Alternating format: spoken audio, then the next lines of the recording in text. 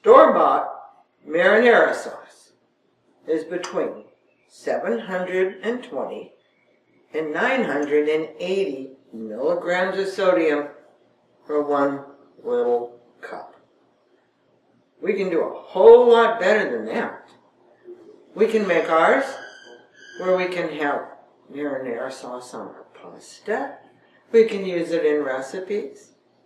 I have 1 chopped onion. I cooked until the onion was translucent. 3 cloves of minced garlic.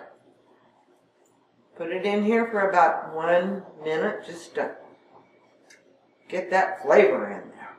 We're going to add 28 ounces of Hunt's no salt added crushed tomatoes, a teaspoon of cocoa, a little oregano, basil, parsley, and black pepper. Let it simmer for about 20 minutes. Do a little taste test. You may want more garlic. You may want more basil. Taste it and check it. Make it perfect for you. We'll render that down until it's nice and thick.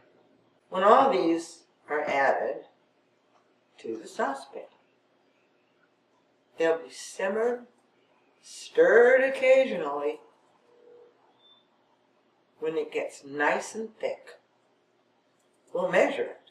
See how much sodium is in 1 cup of our marinara sauce. We want to simmer the sauce with the lid kind of up a little bit, not completely covered. We want that heat to get in there to release all those nice flavors, but we also want it to render down a little bit.